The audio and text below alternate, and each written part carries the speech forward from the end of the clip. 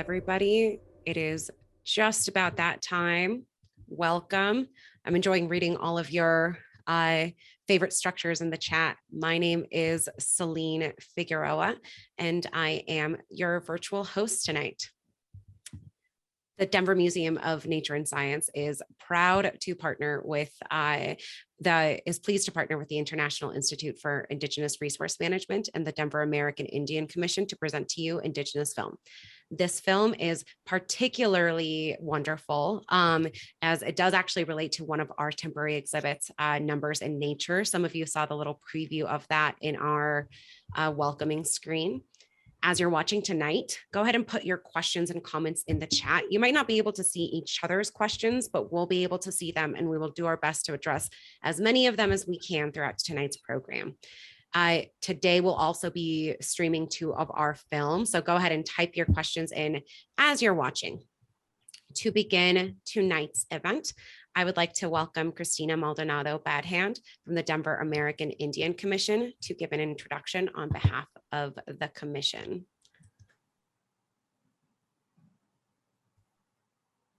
Hi, everybody, and I apologize if you hear a little voice. My 3-year-old just decided to get in the space.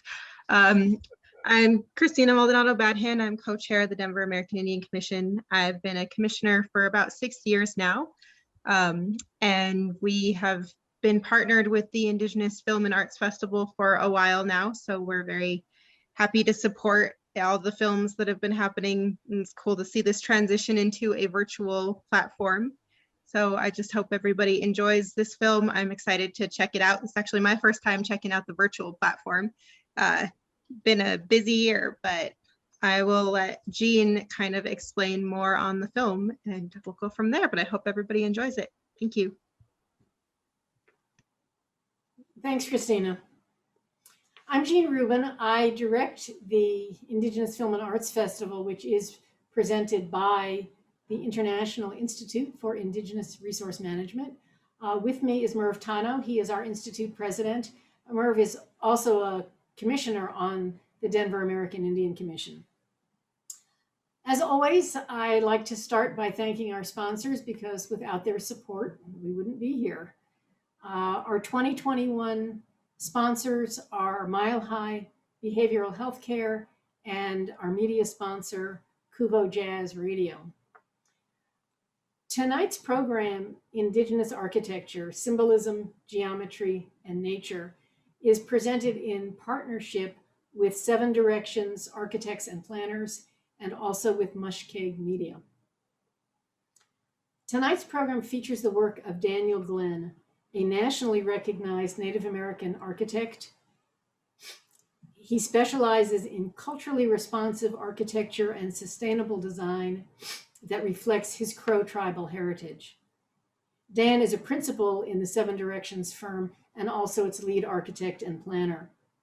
Among his many accomplishments, he was design architect for the University of Montana Payne Family Native American Center, which is a LEED Platinum project, and also for the Little Bighorn College campus, the plan as well as the buildings, which you'll see in tonight's film.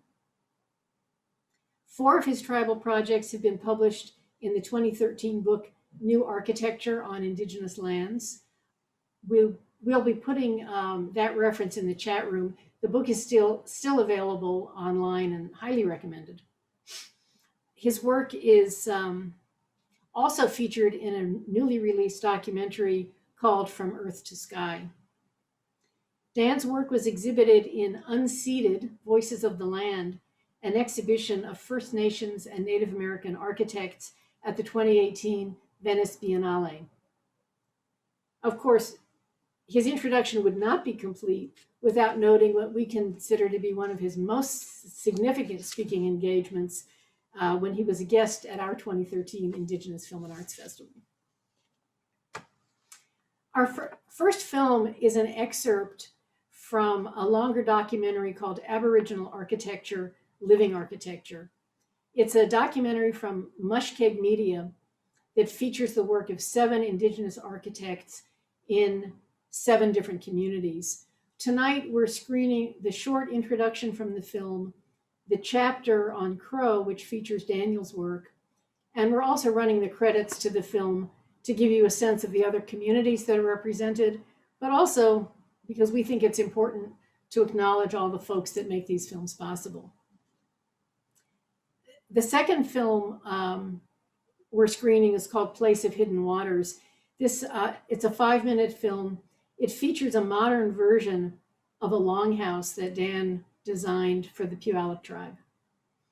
And I want to say a word about Aboriginal Architecture and Mushkeg Media. We screened the full film at our festival in 2006, back in the day when we were screening from VHS tapes. And I really want to extend a sincere thanks to Paul Rickard at Mushkeg Media for letting us screen this excerpt to complement Dan's talk. The film is available for purchase. You can get a home use copy from Vision Maker Video, and we'll put that link in the chat room also.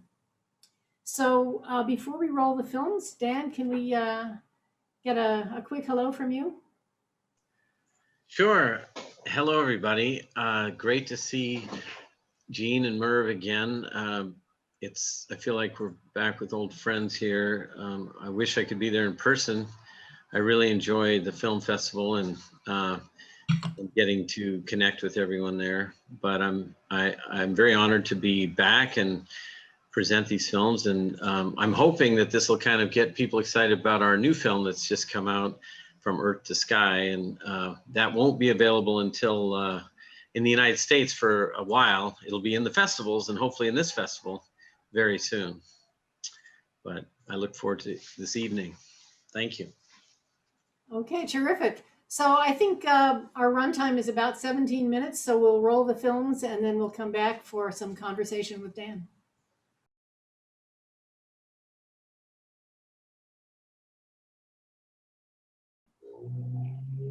Hi, I'm Mervyn Tano.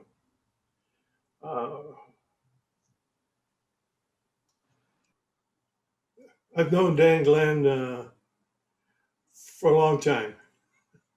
We were commenting earlier about the fact that we were both graybeards. Unfortunately, you all don't have the privilege of seeing my my development age-wise the way you saw Dan's. I love working with Daniel Glenn. He's been a friend, a colleague, someone who's participated not only in our film festival, but in some of our roundtables and workshops. What's important for me about Daniel and his work is, and he touched on, and some of his Crow clients spoke to that as well. It goes beyond the cliche. It goes beyond the kind of, in a sense that infatuation with the latest technology, be it renewable, be it energy efficient, etc. I've had the hardest time talking to folks that says, I understand about straw bale housing, but the question of what a house is made of is not as important as to the functions it serves, the spaces it creates. And Dan Glenn goes beyond those kinds of cliches and what I consider the faddishness of some of the folks who do this kind of work. What I'd like to do is start by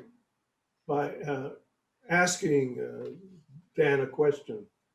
And for folks who have been to some of our festivals and roundtables before, you understand that my questions tend to be fairly lengthy. So let's start off with Renee Dubois. Pulitzer Prize winning author of So Human an Animal. It's an old book, but I'm an old guy. And I think it's still a good one. I especially like his chapter on Our Buildings Shape Us. And one of the things he mentions in there is that Churchill, in talking about the rebuilding of a Parliament building that was bombed out, was adamant that it be recreated as it had been before it had been destroyed, because he was concerned that any kind of change that would reflect modernity and convenience that was based on technology would change fundamentally the legislative process that was undergoing was in that building. Indian tribes have experienced the same kind of upheaval. Indigenous nations and societies have been evolving and adapting to these changes in their environment and political upheaval, colonization, etc. How do you, in your work with your clients, determine how the built environment, their built environment, reflects not only their past, if you will, where they have been, but also reflects their hopes, their dreams, their aspirations, where they want to be in the future? Well, that's a really important question. I think that we deal with all the time in our work. And, you know, I recall specifically when I was designing the Native American Center at the Payne Family Native American Center at the University of Montana, that the students, the Native students there, were really adamant, you know, that the building reflect the future and not just the past. Like they said, you know, we're tired of being perceived as something from the past, you know. We don't want people to see this building as a museum where they go see the Indians or go see, you know, artifacts. We're here, we're alive, we're taking classes, we're doing all this stuff. And, you know, they wanted that building to reflect that. And so the way we've kind of thought about it is really reflecting on this concept of the 7 generations, which really is at the heart of our design thinking.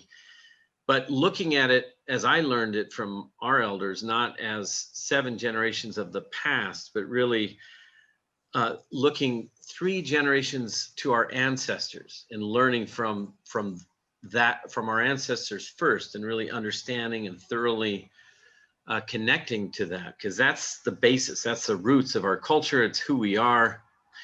And then looking at the present generation and understanding their needs. You know, what is it that is specifically needed today? What are the technologies that are available?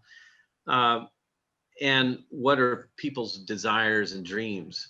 And then looking forward 3 generations. So we're looking to, you know, what will we leave to our children? What will how will our culture evolve over those next generations? So the architecture itself, when we design, we're thinking in that way from the very beginning.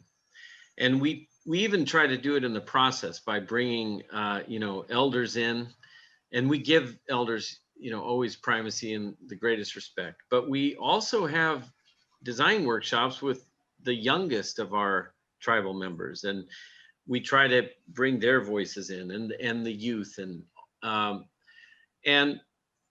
then also from a sustainability standpoint, looking to the future, we're thinking about, well, we have to create buildings that will be here, you know, and continue to be here for those children and grandchildren and great-grandchildren.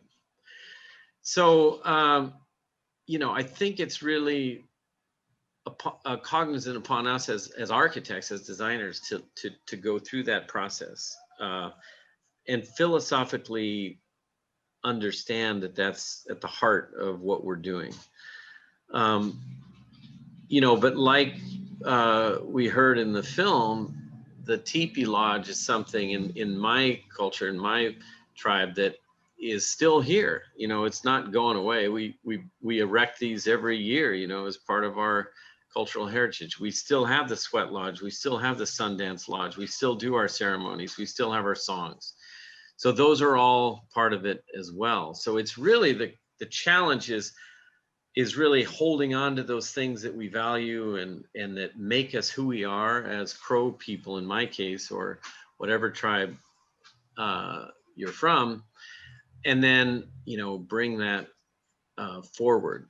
So also part of the challenge as an architect is to create spaces where that can happen, you know, where people can carry out that culture and do it, you know, in a space, in a place that works for that. Right now, what's exciting is, you know, you just showed that film of the Little Bighorn College campus, and we're right in the midst of a new building for the campus. We're expanding the cultural center into a significant new cultural center and museum on the campus for the Apsalika people.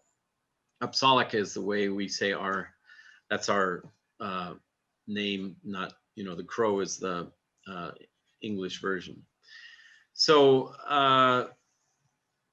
we've been going through the whole process again, you know, listening to the folks. We had all these focus groups, and we're trying to see, you know, what is a cultural center going to look like today? How is it going to function? How will it carry the culture forward into the future? And being an architect for a campus like this that's gone on for, you know, since 1998, when I first showed up there and started doing visioning workshops, and to be able to carry that forward now, you know, it's pretty exciting as an architect. And in my family's hometown, you know, right where my father was born, where my grandfather ran the flour mill, you know, and was on tribal council. So it's a great honor for me to be in that role. And working with many of those very same people today to figure out, you know, how we're going to move this forward. Okay, thank you. You want to move to the your presentation? Yeah, I have some slides I can share with you if you'd like to see some. I can share my screen, I guess. Hold on. Let's see.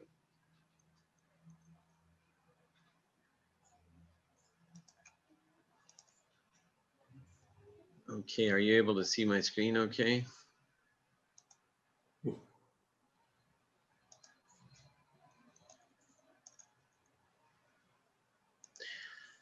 Yeah, so this is actually that Payne Family Native American Center I was just talking about at the University of Montana.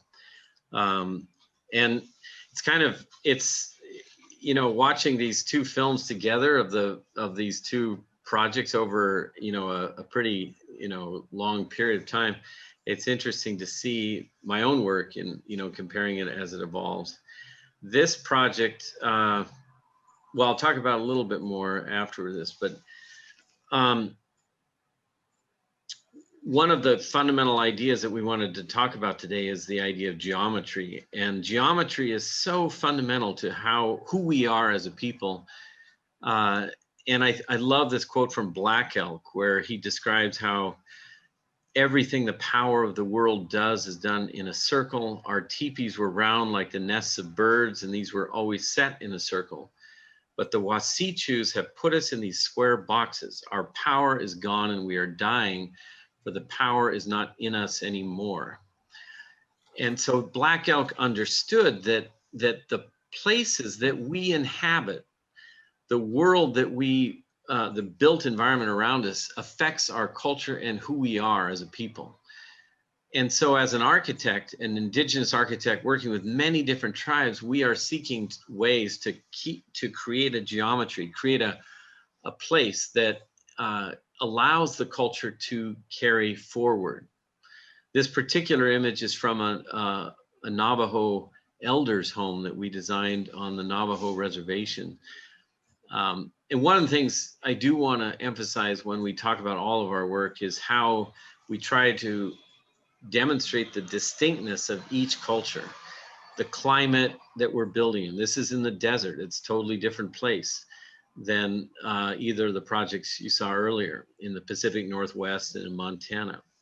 So the materials are different. The shaping is different. And this is just an image that talks about those 3 generations or the 7 generations I mentioned before, with talking about my own family, my great-grandmother and her mother, my great-great-grandmother, in front of their teepee lodge in Montana. And also how our children were very systematically taken out of those lodges. This little girl, Susie Farwell, was taken from this lodge and put into the Carlisle Indian school, residential school. And we're all seeing the horrors of what those Indian schools were about today. And sometimes I refer to my own work as the long journey back from Carlisle, because we're trying to reclaim what was taken from us and from my grandmother and so many of our grandmothers and grandfathers. And so when we look at where we came from and we study and learn where we came from this extraordinary myriad of architectural typologies, each one based on the culture, the climate, and the place that we are from. And this is what we had before colonization. This is who we were. And each of these different building types reflects the cultures, the many different cultures of the tribes of this continent. And the geometry of spaces that we create, the cosmology, the expression of the 7 directions, the idea of the Eastern entry, the sacred circle, and the way that architecture creates a space for ceremony and for spirituality, and the way even numerology is integrated, as we heard when we were hearing the discussion about the teepee lodge itself and the number of poles and the naming of the poles and how that is important to our people. So we try to reflect this in our contemporary work.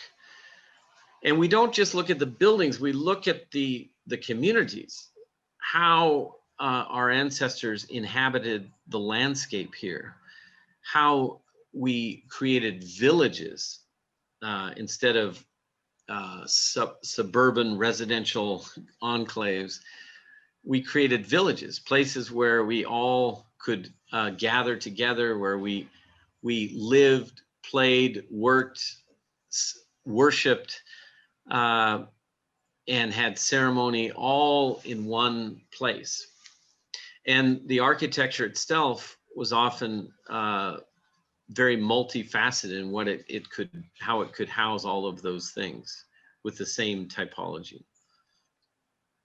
So we went from that extraordinary diversity to what we know of today as the HUD home. We were plucked out of our teepee lodges and our hogans and our longhouses, and we were placed in these boxes. And as Black Elk says, that is draining of our spirit. It's damaging to who we are. And so it's a journey that we now are undergoing as a people to reclaim who we are through in the work that at least we do through architecture. I believe that architecture has a lot of power to help reclaim some of that. And so, we have our firm, 7 Directions Architects Planners, based on that notion of the 7 directions, the 4 cardinal directions, and then up to Father Sky, down to Mother Earth, And the seventh direction is inward to our heart. And so when we approach a site or any project, we begin with the idea of the 7 generations and the 7 directions. And we take that into the work that we do. And that creates a whole variety of approaches that we try to bring to each different culture, to each different place, starting with the site, starting with the community's input, and bringing that into the buildings that we design. And so this is, you know, the Little Bighorn College campus we saw in the film. And one thing I didn't really talk about in the film was that in the campus, we realized that we were in a colonized town. The town of Crow Agency is an agency. It was actually the agency outpost originally for the U.S. military to occupy Crow territory. And when they did that, they, you know, it's a compound, and they gridded out the town. It's a grid that was laid down just like the Jeffersonian grid that was laid across the entire continent, using geometry to put us all into boxes, and to not just us as people, but the land itself, to compartmentalize us into a series of orthogonal boxes. And so we wanted to counter that with this idea, well, what is our geometry? We began with the circle, and we looked at the radius outward, and we tried to imprint on the site a different geometry of the circle and radii that emanate out from that circle to begin transforming the town itself as we begin to place the different buildings on that site. So, you know, this is also brought into the buildings themselves. So each of those buildings, this particular building was built after the film was completed. This is the library at the college, and it's in the place of honor. We consider the western side of the encampment or of the lodge as the place of honor, and we placed this library, archive, and administration building in that place. And at the very end of the place of honor, we had to decide what to put at the end of that axis. So we decided to create a storytelling area with a fireplace, and in the form of the teepee lodge itself, to reflect on that idea that this is, you know, our original place of learning, around the fire, listening to our elders. So I'm happy to say, you know, that since this project was completed, it's really has become a very special place for our tribe and our people. So I'll pause there and you know, take other questions. You know, I just want to interject that our theme for the past year has been places of memory.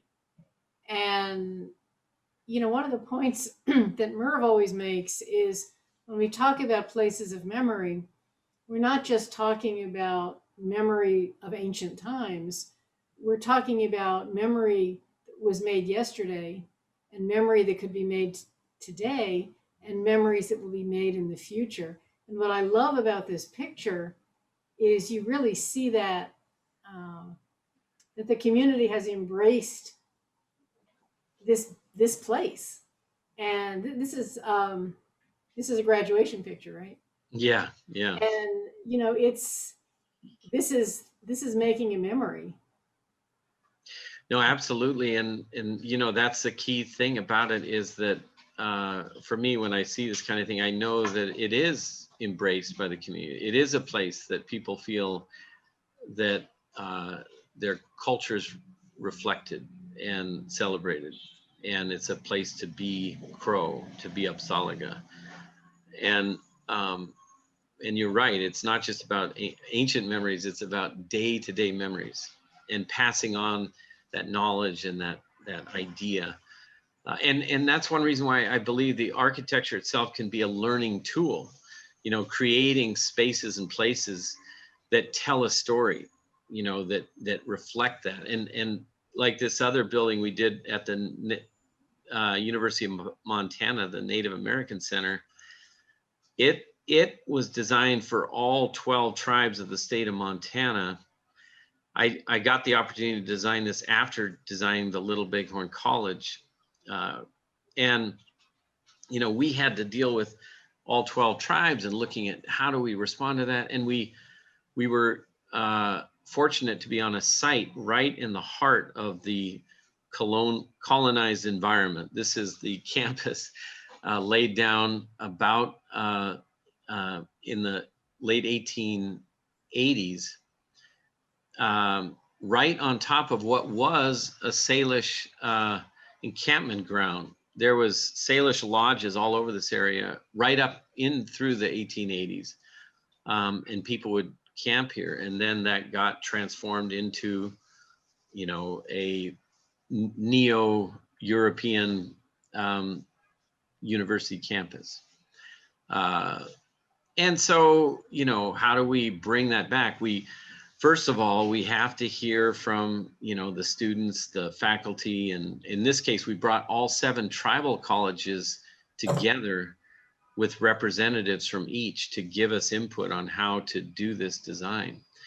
How do we reflect that heritage and lead to a building? And it was interesting because when we first designed it, one of the key things that I was saying is that, hey, you know, we're on this historic campus. The university is going to pressure us to, you know, they have design guidelines. We're supposed to design kind of within this neo-Gothic or, you know, late 19th century Victorian architecture as kind of the basis of what we should do.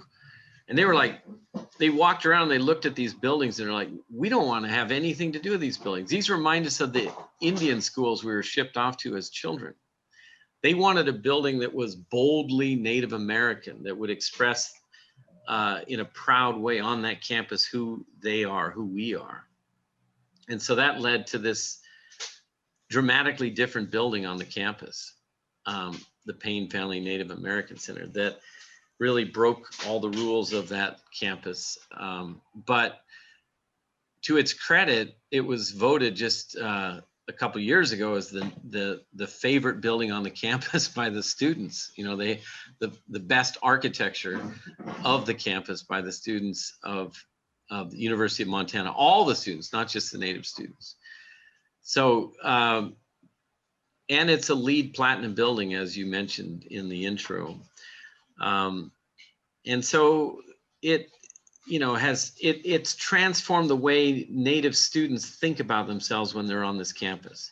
When they come to this campus, they now have a home away from home where they feel that they have a place that reflects and celebrates our heritage as Indigenous people. And I think that's a huge part of it. Growing up in Montana, you know, there was very little to reflect who we were anywhere.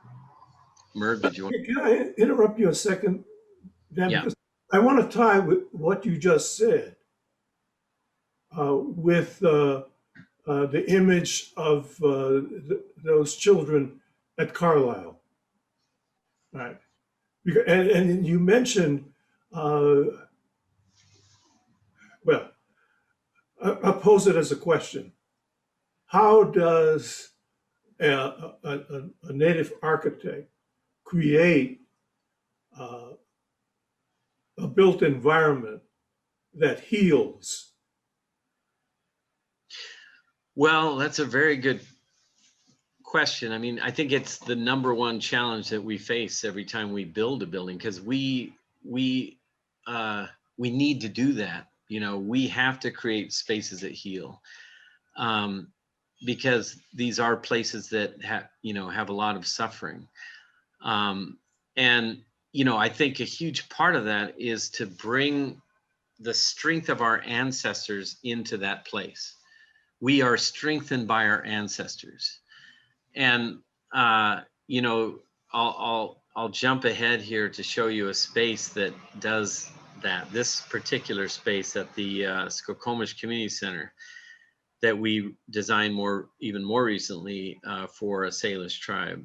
And I have to say, when we designed this building and this particular space, on opening day, there was an elder from the tribe, Delbert Miller, who told the gathering there. He said, when people walk into this space, they take a deep breath. They go like this, you know, they breathe in this place and they look around. And I thought he was talking about, you know, like, wow, it's an awe.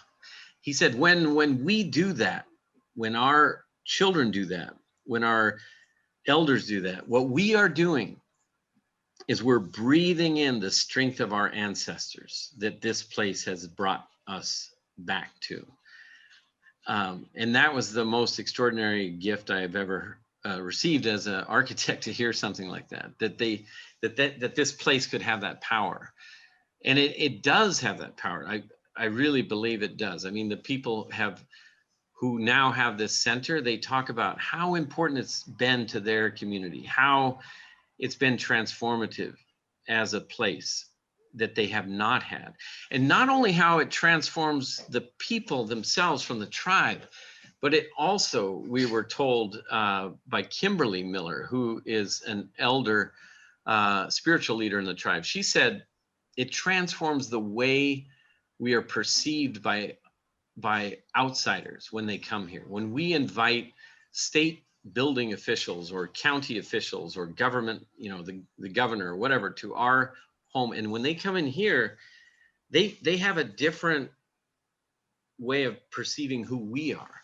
It raises their level of respect to the people in that community, and they see that they're in a special place, and and that's reflected in how they're treated. And she said they could feel that. And I think that's a, you know, that's a healing thing as well. Yeah. Because it's not just about, you know, ourselves, it's about how we engage the communities around us, how we engage the non-Indigenous people around us, and how we are perceived. So it's kind of part of that whole decolonization process that I think architecture, you know, has the power to at least help in that effort. Yeah, thanks. We have a question. Somebody wants to know, what is the best way for white people to support these efforts without engaging in cultural appropriation? Well, I think it's a really important question. You know, we definitely need allies, as we talk about. You know, we need people who see the power and the beauty of these cultures. And I think a big part of it is really just giving that respect to each place that we're in. First of all, recognizing who we are and learning about it. Like everywhere you go in Turtle Island, you're on Indigenous land. So as a non-native person, and even as a native person, you know, I'm not native to Salish territory where I'm sitting here in Seattle. So I, as a Crow, I have to come here and learn about the Salish and learn to respect and understand their history. And so I think the first step is getting that understanding, like learning, you know, who the people are, the original people are of wherever you are, and then learn how, you know, to what are the values that those Indigenous people are bringing there, and how can you respect those values? How can you respect the land that you're sitting on? How can you seek to build in a way that is respectful of those ancestors that have been there for thousands of years before you've been here? And I think that's the fundamental challenge that I would say that anyone visiting an Indigenous place or, you know, living in an Indigenous place has to have.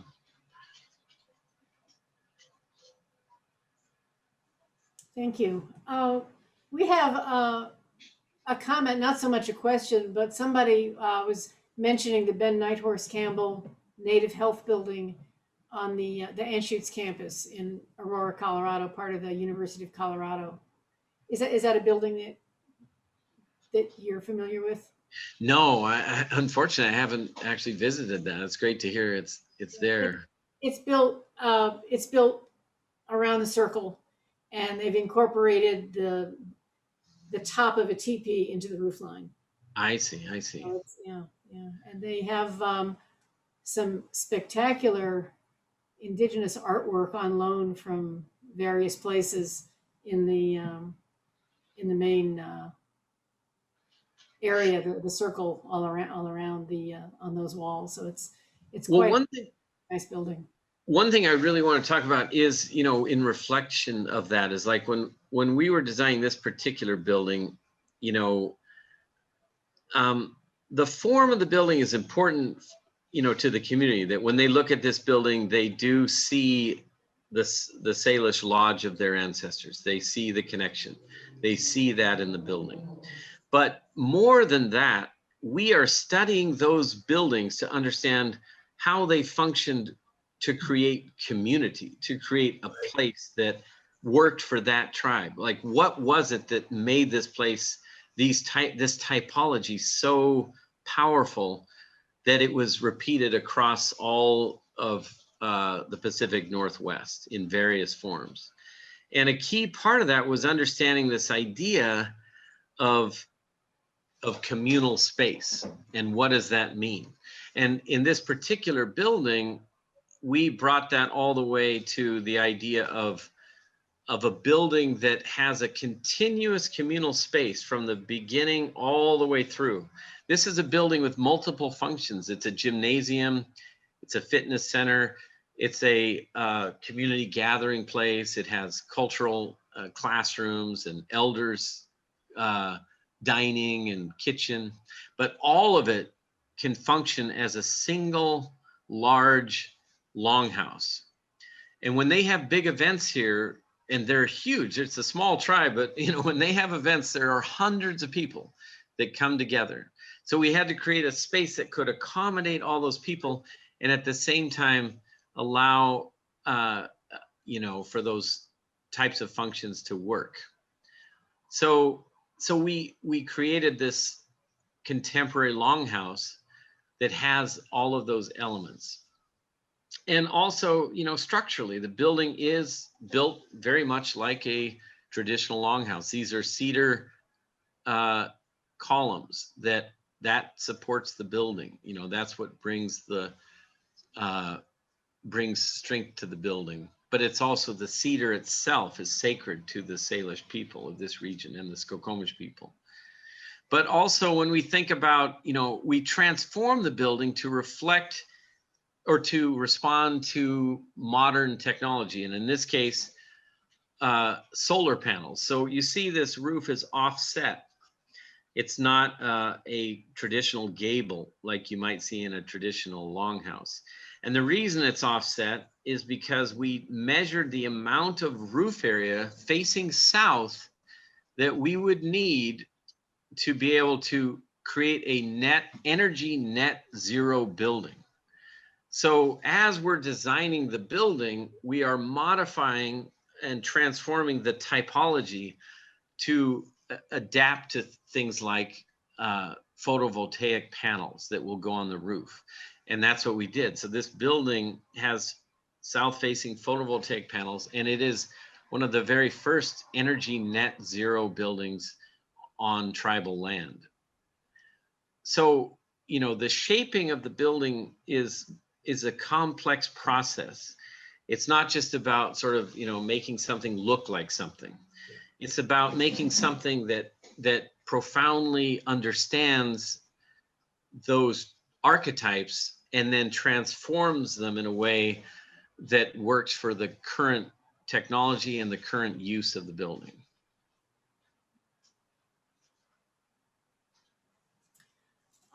Someone wants Well, as commenting that the craftsmanship and design of the floors in your projects is stunning.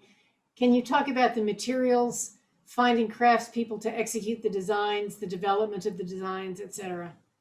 Yeah, so it is really an important part of what we do. Sometimes we do this ourselves in-house. Like in this case, we work with the Tribal Cultural Committee to we selected basket patterns, and then we, Kimberly Dariana, who is a Mandan Hidatsa architect, and she was one of our architects on this project, and really focused on a lot of these spaces and patterns, and really helped to figure out how to do these in wood, how to take that that basket pattern and reinterpret it in wood. We also reinterpreted it into these panels. These are a variety of basket patterns that we brought into acoustic panels that go on the wall for sound attenuation. So, and then the door, this is where we had about a dozen artists that we worked with that are all Skokomish. They have an amazing group of artists. And this particular doorway was designed by and created by John Edward Smith, who is a Skokomish carver. And you know, it's extraordinary. We can't create this we can't draw this in our office. We bring these artists in, and you know, but what's amazing is John carved this door in his garage about a block from this building. That's where he lives. And, you know, we would go visit him. John, how's it going? And he'd be working away, and he had a couple of younger people he was working with, helping him. And he created this just masterpiece. You know, this is one side of it here, and this is the other side of it. And he built the entire doorway. And so we worked with him throughout, you know, the process to generate this this door.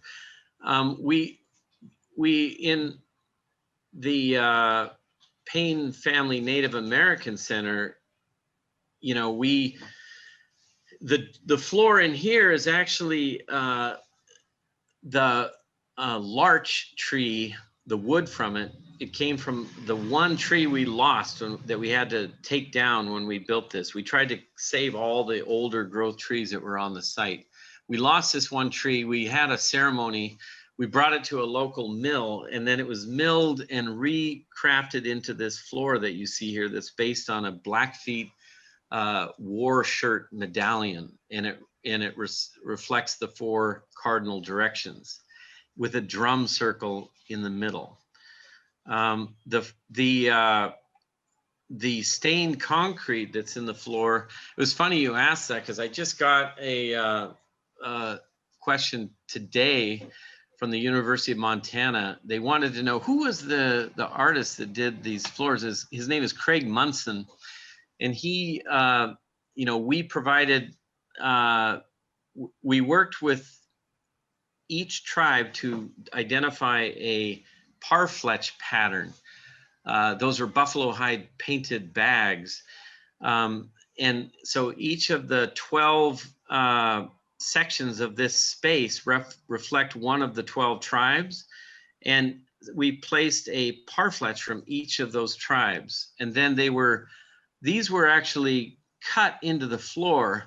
Craig was out there with this, you know, tool, cutting all those lines and then staining individually all those, you know, colors. It was pretty extraordinary. This side pattern is a Salish pattern that we brought throughout the building because we're on Salish land. So we made that the predominant pattern, and it reflects the bitterroot that they used to collect on the site there. And it's actually made by a mold that we, a rubber mold that was laid into the concrete, and then the elements were painted, stained into the concrete. So, you know, we do different types of approaches. We use many different materials, bricks, like you saw in the Little Bighorn College. The bathrooms in the Native American Center, we use tile work, and we have patterns in the tile of each of the bathrooms as well. And then on the outside of this building, we have these panels that you see here. These are actually sandblasted concrete panels with each of the symbols of each of our tribes. So we wanted to make sure all 12 tribes and the 7 reservations of the state were represented outside. And this is Joe Medicine Crow, who was our esteemed elder who opened the building. This is 2010, so he was about 96. He passed away about 6 years after that at the age of 103. And he was, he was a very esteemed elder of the Crow tribe. And his grandfather was a scout at the Little Bighorn battlefield. And here he is, his grandson opening this building. So it's, that's that 7 generations moving along. Other questions, or I don't know if we're running out of time. We are actually kind of pressing up to the end of our program.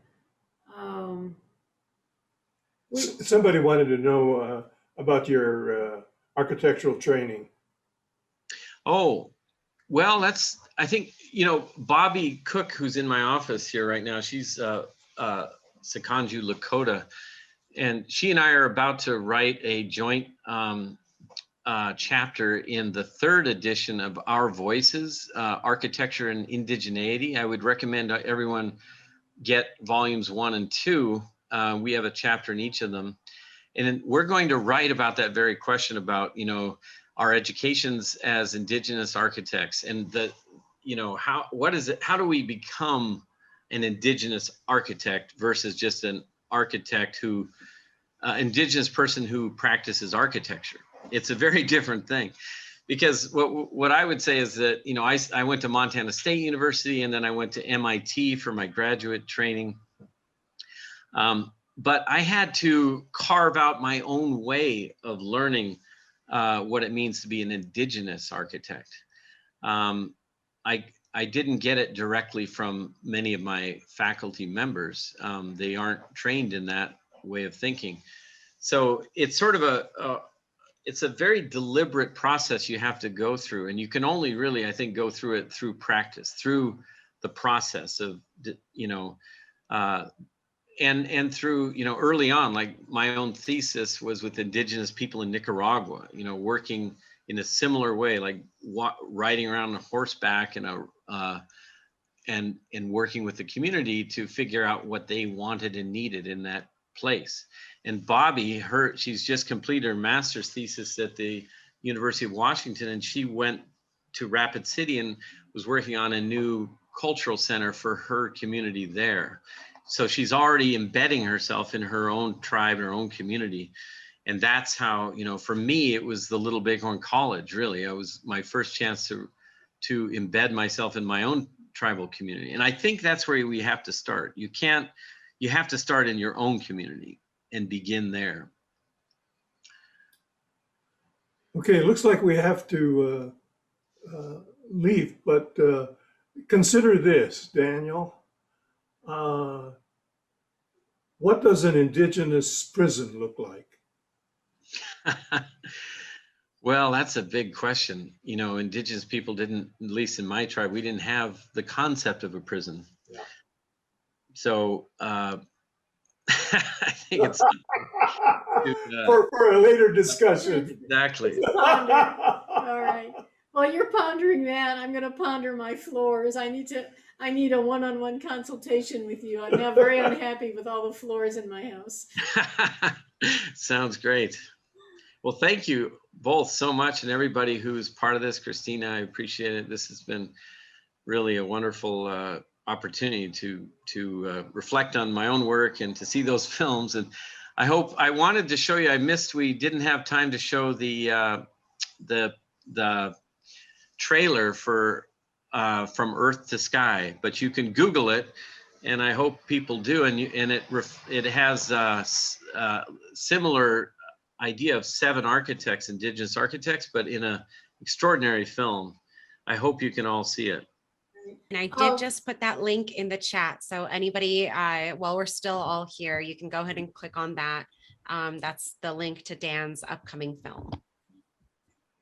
But if you Google From Earth to Sky, film From Earth to Sky, you'll find it real quickly.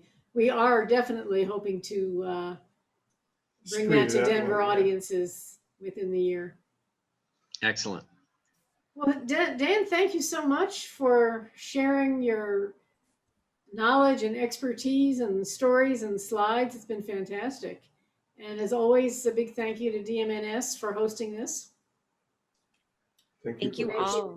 Christina for joining us on behalf of the Denver American Indian Commission.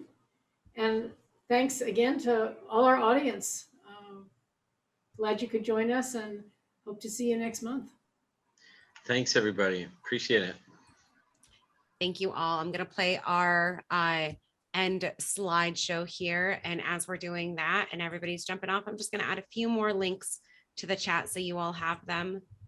We have the link to next month's program, as well as the link to Numbers in Nature. So if you all want to stay connected with the museum and of course, the film festival, this is how you're able to do that. But thank you all. We will see you next time.